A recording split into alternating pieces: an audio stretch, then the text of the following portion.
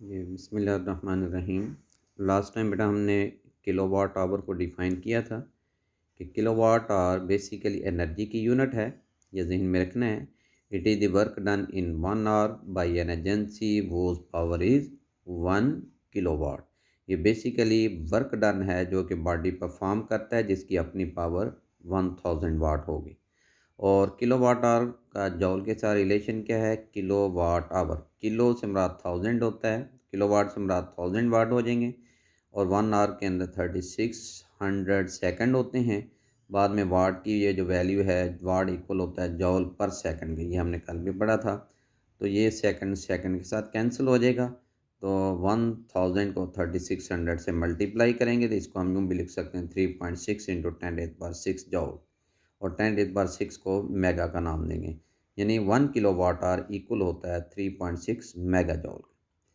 तो ये रिलेशन है बिटवीन किलोवाट आवर एंड जॉल। ये बेटा ऑब्जेक्टिव के लिए भी इसको जहन में रखना है। ऑब्जेक्टिव में पूछ लेता है कि 1 kilowatt hour is equal to, नीचे डिफरेंट ऑप्शन प्रोवाइड कर दी जाती हैं। तो 1 किलोवाट आवर इक्वल है 3.6 मेगा जॉल।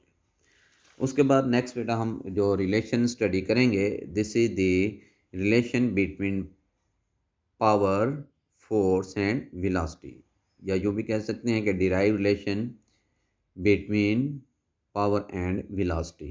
तो पावर किसके इक्वल होता है? It is equal to scalar product of force and velocity. ये पेपर में ऑब्जेक्टिव में पूछ सकता है कि F dot V is equal to, नीचे डिफरेंट ऑप्शन, तो एफ डॉट वी इक्वल होता है पावर के।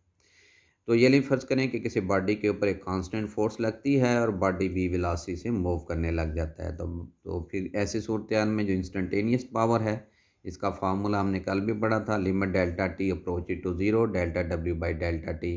और वर्क इक्वल होता है dot product of force and displacement के। तो लिमिट को डिस्प्लेसमेंट के साथ अटैच कर देंगे। तो अगर इसको आप देखें तो ये इंस्टेंटेनियस वेलोसिटी का फार्मूला बन गया। तो F dot limit delta T approach to zero delta D by delta T, इसको हम नाम देते हैं वेलोसिटी। तो ये सारी चीज़ ब्रैकेट वाली वेलोसिटी बन जाएगी। ये एफ उसी तरह हम लिख लेंगे। तो यहाँ से पावर की दूसरी डेफिनेशन भी बन मिल जाती है हमें कि power is the scalar product of force and velocity. और इससे एक और भी पता चलता है कि पावर स्केलर क्वांटिटी है, क्योंकि स्केलर प्रोडक्ट ऐसे प्रोडक्ट को कहते हैं जिसमें दो वेक्टर का जो प्रोडक्ट है एक स्केलर क्वांटिटी होती है। क्योंकि फोर्स और वेलोसिटी एक के दरमियान स्केलर प्रोडक्ट पाया जाता है, तो लिहाजा resultant quantity power it will be a scalar quantity. तो ये एज ए शॉर्ट क्वेश्चन बेटा पेपर में आ जाता है कि prove that power is the scalar product of force and velocity.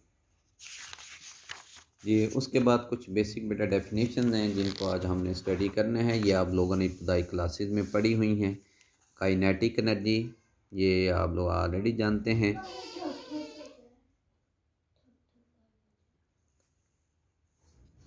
तो काइनेटिक एनर्जी क्या होती है? Kinetic energy is the energy possessed by a body due to its motion.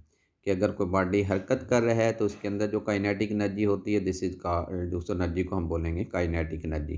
तो इसका जनरल फार्मूला क्या होता है? Half M V square. इसमें एम बॉडी की मास है, वी इज दी वेलोसिटी।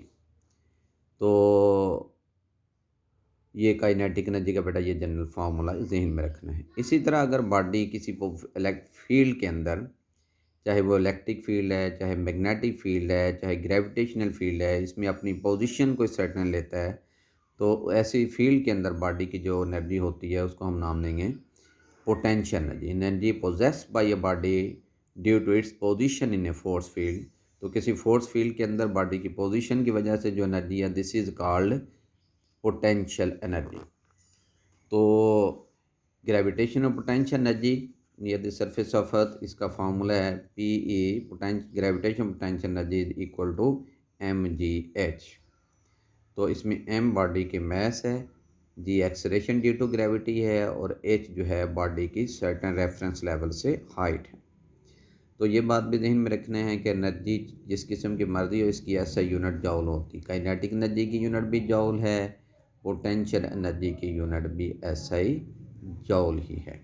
और दोनों एनर्जी की, पोटेंशियल और काइनेटिक एनर्जी, इनकी डायमेंशन होती हैं M L square T inverse square, यानी M L square T inverse square. ये इनकी पोटेंशियल एनर्जी और काइनेटिक एनर्जी दोनों की सेम डायमेंशंस हैं।